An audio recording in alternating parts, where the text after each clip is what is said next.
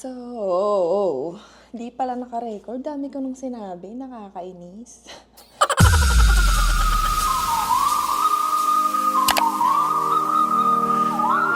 Hello ulit. Hello, guys. Tunog Tunog vlogger ng pandemic. Update. Update sa mga anak ko. Update sa journey namin. Alam niyo, ang hirap din pala ng yung i-update. Magsalita about sa sitwasyon, no? Kasi wala talagang nakakaintindi madalas.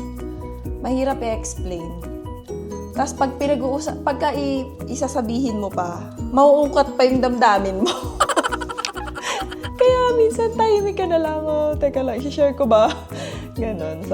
Pero gusto ko i-share kasi marami na rin akong naririnig, marami akong gustong i-share talaga. Marami akong thoughts na minsan naiisip ko, yung pumapasok bigla sa utak mo pero patulog ka na, wala ka ng energy.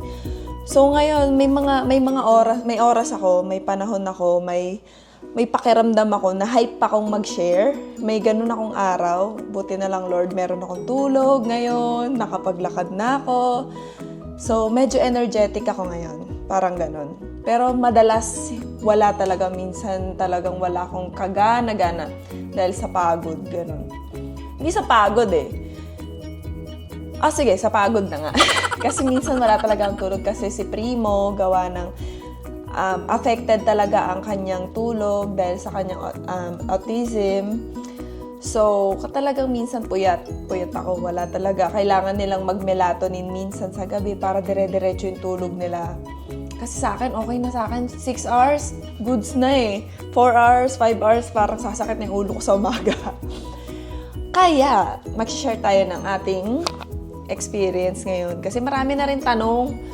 Alam mo ba, minsan may nagtanong sa akin, saan galing? Bakit daw? Anong nangyari bakit nung pagbubuntis mo ba, may mga nainom kang gamot? Or, saan nagmana? Or, baka namana sa ganito, sa side nito, side ni ganon.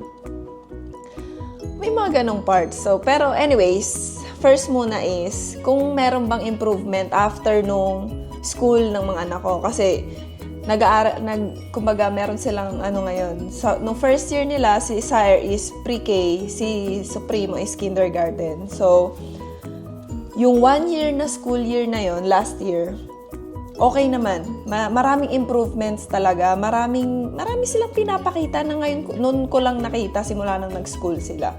Lalo na si Sire, mas lalo na siyang nagsa-speak, lalo na siyang nagsasabi ng mga gusto niya. At saka na-deliver niya na yung gusto niya. Hindi na siya na-frustrate. So, si Primo naman is more on core boards. Yung sa pinapakita niya, meron siyang boards na may mga pictures kung ano yung gusto niya. Minsan nasasabi niya, pero once in a blue moon lang yun. Talagang almost non-verbal si Primo, pero kumakanta naman. Pero yung mga gusto niya, mahirap. Talagang yung kanilang what do you call that? Yung kanilang diagnosis is more on severe communication disorder, parang ganun. More on communication talaga sila. Tas magkaiba talaga sila ng sign ng autism. Parang magkahiwalay pa talaga yung lahat ng category or lahat ng symptoms, lahat ng signs nasa kanila. Tas hati sila, ganon. Pero, alam mo yun, may mga panahon talaga na hindi talaga ako okay. Na pagka ganun, ako rin mismo na-frustrate ako talaga, sa totoo lang. Talagang mahaba-haba na yung pasensya ko talaga, na mas iniintindi ko kasi mas need kong intindihin yung nararamdaman nila kaysa sa nararamdaman ko. Mas kailangan ko ilagay yung sarili ko sa posisyon nila kung bakit sila nagkakaganon para maintindihan ko sila. Hindi, alam mo yung communication na pakiramdaman lang. Ganon kami. Kaya yun yung nakaka-drain minsan. Kasi syempre, minsan hindi ka na rin makapag-isip, ano ba talaga? Ganon, di ba? Pero okay naman ako. Nakaka-survive naman ako. Tapos, nandito pa yung mga kapatid ko. Parang tinutulungan naman nila ako sa mga, lalo na pag yung mga anak ko minsan na-overload na naglalag na ako, tapos andyan sila. Kaya okay din talaga na meron kang kasama, meron kang paglalabas, meron kang kasama, andyan yung mga kapatid ko, ganun. Kasi minsan mahirap paglalabas kami. Talagang kailangan nila sa primo ng extra talagang care, security, ganun. Kaya, ayun, okay naman, nakaka-survive naman. Kaya, very thankful talaga ako na talagang, alam mo ba, wala na akong alam na hingin kay Lord kundi lakas. Lakas ng katawan, lakas ng utak, lakas ng damdamin. Kasi yun yung kailangan ko talaga. Talagang madidrain ka as special needs parent. Naku, grabe. Grabe talaga, guys. Kaya halos wala na akong extra kung ano mang outlet ko. Siguro, sa asawa ko yan, nakikishare ako ng outlet niya kasi siya sa cars. Ako naman sa gadgets, sa camera, or sa...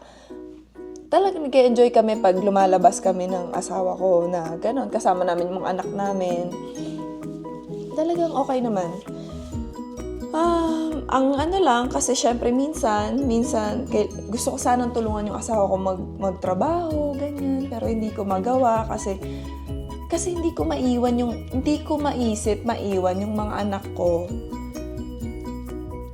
sa mga ibang tao. Kumbaga, kasi meron sila sa government na mga respite care, yung pwede mo silang iwan sa isang tao, na ganyan. Hindi ko magawa kasi nag-overthink ako na paano pag hindi na nila kaya? Kasi hindi naman sila yung nanay nun eh. Kumbaga, paano pag di na nila kaya yung pressure na binibigay ng anak ko? 'Di ba? Parang nanay lang ang makakaintindi nun. Sa palagay ko, nanay lang makakaintindi nun. So, nire-ready ko pa yung sarili ko sa ganong sitwasyon kung sakaling mangyari man. Pero thankful ako sa asawa ko dahil talagang working hard yung asawa ko. Talagang gets niya rin yung kailangan ng mga anak niya. Na kailangan ng isang default parent talaga na magbabantay sa kanila talaga. Na hindi namin alam hanggang kailan. Pero talagang nakaredy na yung utak namin na kailangan tayo nila primo, kailangan nating maging malakas. Kailangan tayo nila sir, hindi natin sila pwedeng pabayaan. Di ba? Yun yung burden na, alam mo yun, wala ka namang ibang problema. Yun lang. Hindi siya burden eh. Pero yung bang, yun yung dinadala mong, yung pasan mo, yun. Sa financial, ganyan. Yung sapat-sapat lahat. Kaya thank you Lord pa rin. So, bago pa tayo umiyak, eto na, sasagutin ko na yung tanong na, saan ba galing talaga TC? Bakit nga ba ang daming ngayon? Ang daming nadadiagnose, di ba? Parang nauuso. Parang lahat na lang may autism. Parang ganon. Parang siya parang after ng pandemic. Ang daming, di ba, after ng pandemic, ang daming nag-mental breakdown, mga ganyan.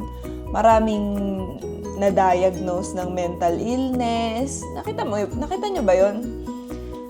Parang lahat merong something na dinala.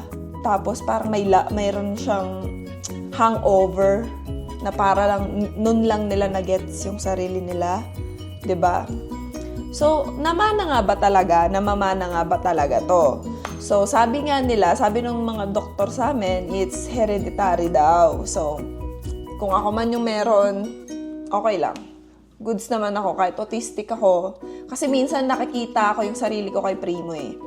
So, kung ganun man, edi alam ko sa isip ko, dadating ang panahon, makakasurvive siya kung sa akin yun. Kung sa akin yun galing, di ba? Pero, kahit kanino pa yun galing, aanin mo naman yung past. I mean, anong magagawa mo? Ngayon, kung nalaman mo saan galing, ano ngayon? Nagamot ba? Di ba hindi? Wala ba? Hindi, di ba?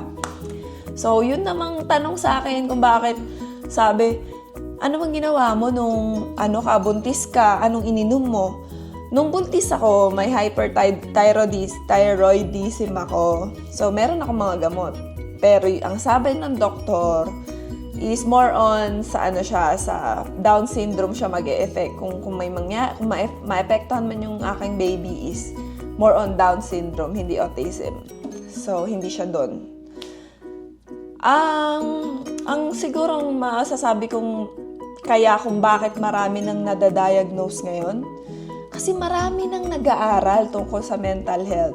Marami nang aware, marami nang technology para malaman, marami nang aral para malaman kung meron ka bang mental health issues. Actually, marami na rin noon. Noon kasi, pagka sinabi mong nagpa-psychiatrist ka, baliw ka, di ba? Baliw agad. Di ba? Baliw ka, di ba? Ganon. Pagka sinabing, kailangan mo magpa-therapy, sasabihin, meron kang pitik, di ba? Pitik, sinto-sinto, mga ganon mga ganon yung mga bagsakan ng salita. Kaya tuloy doon, wala tuloy nagpapatingin kasi in denial agad sila. Hindi nila tinatanggap na baka merong something, baka magagamot yan. Pagka kasi mas naiintindihan mo yung utak mo, mas kalmado ka. Hindi yung, bakit ako ganito? Di mas lalo kang nabaliw. Kasi parang nung simula nung na-diagnose yung mga anak ko, ako mismo, parang pinag-aralan ko yung sarili ko Pinag-aralan ko yung system nung ganun. Kung paano nag-work yung ganun, paano ko maire-relate, paano ko makikita yung sitwasyon na yon sa ibang way para, in a different way, para maintindihan ko yung thinking ng mga anak ko. Complicated siya isipin, pero once na nandito ka na, hindi ko ma-explain talaga kung paano, pero nagigets ko siya sa sarili ko na hindi ko ma-explain sa inyo kasi ang hirap i-put on words talaga. Nung mga panahon na bago-bago pa lang, talagang nasasaktan ako talaga pag may nagtatanong sa akin na, bakit sila ganyan? Siguro, baka kulang lang sa disiplina. O kaya, baka hindi kasi, pabaya ka kasing ina yung mga ganon. Di bale, pagkalaki niyan, mawawala din yan. Mga ganon. O kaya yung mga salita na, tag dito, bata kasi, matigas talaga ulo. Mga ganon. O kaya, anuin mo kasi, pagalitan mo kasi, paluin mo. Mga ganon, di ba? Yung mga words na masasaktan ka bilang ina. Pero, kung titignan mo naman kasi, wala naman din silang alam. Hindi sila aware na ganun yung anak mo. Hindi sila aware din na merong ganun. Hindi nila tinatanggap na merong ganong illness. Or hindi siya illness, like, ibang klase siya ng way of thinking. Iba siya. Kagaya ng computer, di ba? Hindi lang siya ganun. Hindi lang siya pang interface. Meron din siyang sariling way of programming language na ginagamit para makuha niya yung gusto mong gawin ng computer. Kumbaga, may sarili siyang program. So, tawag natin sa atin, normal sila, different way mag-isip. Iba. So, iba lang. Kaya, ganun din yung tingin ko sa ibang tao na nagtatanong sa akin pag nakikita yung mga anak ko, lalo na pag tinitignan yung mga anak mo na parang may kasalanan sila dahil ang iingay, umiiyak, sumisigaw. Ang iingay nakaka-disturb sila ng mga nagkakape. Yung mga kalmado lang doon na nagkakape, biglang iiyak yung anak mo. Titignan ka nila, pero hindi ko na sila tinitingnan ngayon. Parang sa isip ko, bahala ka dyan. Ma-disturb ka. Pakik ko, ano magagawa ko, 'di ba? Kasi, intindihin mo rin, hindi nila alam So, hindi na ako masasaktan. Parang, ang nangyari sa akin, nag-tough up ako. Imbis na masaktan ako sa mga tao sa paligid ko, kinover up ko na lang yung part na may feelings about doon. kumbaga, tinakpan ko na, tinaff up ko, binalutan ko ng matibay-tibay na epoxy or ng cover na kahit ano pang sabihin, papasok lang, lalabas, ganun. Kahit ano pang marinig ko, iintindihin ko na lang, hindi kasi nila alam eh. Okay lang. Kasi nakakapagod na rin mag-explain, sa totoo lang. Nakakapagod na mag-explain ng sitwasyon na mag-explain ka, close-minded naman ang putek. Wala namang ganito, hindi open mind. Ang ending, nag-explain ka, ang sinabi sa'yo, wala yan. Kakalakihan din nila yan. Yung ganon. O kaya yung, wala yan. Di ilagay mo sa ganon. Meron na ba silang mga ganito, mga ganyan? Yung mga ganong comments, hindi ko na binibigyan ng importansya, hindi ko na nilalagyan ng lugar sa utak ko kasi mag-grow lang yun eh. Mag-grow lang sa isip ko, di ba? Imbis na tahimik ako na okay lang. Yung araw-araw tinatanggap mo, araw-araw tanggap mo, araw-araw okay ka na. Tapos may maririnig kang ganun, di ba mababadrip ka? Minsan talaga, nagsasnap ako. Talagang minsan nasasagot ko. Kasi magkaiba talaga eh. Hindi siya masosolve ng kahit anong, kumbaga, hindi siya masosolve ng kahit anong meron dito sa mundo. Kaya kay Lord lang ako talaga nakakapit. Wala akong ibang hinihingan ng kahit anong advice. Kasi mas naiinis pa ako. Dahil ang ending, ang pinupunto, hindi ka kasi magaling na magulang. O kaya ang pinupunto is parang niwi-wave nila na may ganon. Ini-invalidate nila. So, out na ako sa ganon. Kaya, ayun. Ngayon, sa mga magtatanong sa akin kung saan galing nga ba yung autism na yan, ayoko na mag-explain. Sa susunod, bubuksan mo yung isip mo na lang. Buksan mo yung isip mo, tanggapin mo na merong mga tao na iba mag-isip. Kasi hindi tayo lahat normal. Kung iniisip mong normal ka mag-isip, hindi. Iba-iba tayo ng isip. In a different way, iba-iba talaga. So, kailangan lang, kung mas nakakaintindi ka, mas naiintindihan mo, ikaw na mismo, yung change, ikaw dapat ang mag-change dahil hindi mo mababago yung isip ng ibang tao. So, yon. Ayokong miyak kasi I'm tired. Araw-araw na akong umiiyak gabi-gabi. Kasi iniisip ko, paano ko ba masosolve to? Kasi hindi naman siya masosolve ng pag-iyak. Pagpipray, ang tawag dyan. Pagpipray na gabayan ka ni Lord habang buhay ka, habang buhay sila, sana buhay ka. Sana i-bless ka pa, sana bigyan ka pa ng, yun ang lagi yung prayers. Wala na akong ibang sinisik, wala na akong ibang gusto sa mundo. Actually, minsan iniisip ko sunduin na lang sana kami ni Lord para tapos na. Pero kung hindi man, i-sustain kami ni Lord, i-maintain niya ang buhay namin, i-provide niya ang lahat ng kailangan namin, I'm done. Okay na yun. Basta, andito pa kami para suportahan yung mga anak namin, para i-guide sila hanggang paglaki nila, hanggang kailan nila, hanggat kaya namin. Go! So, thank you guys for watching, and sa lahat ng mga autistic parents, special need parents, mabuhay kayo, mabuhay tayo. Double talaga yung ating mga effort, kaya good job tayo dyan. Kasi hindi na tayo nai-stress sa mga ganyang bagay, sa mga maliliit na bagay na nasosolve ng pera, nasosolve ng kung ano mang nasosolve. Nakakasolve. Kasi meron tayong sariling problema na alam natin na kahit kailan wala dito sa mundo ang makakasolve. Si Lord lang. So, kalmahan lang natin. So, thank you guys for watching, and I hope i-support niyo yung channel ko. Kasi dito ako kumikita. Actually, kahit papano, meron akong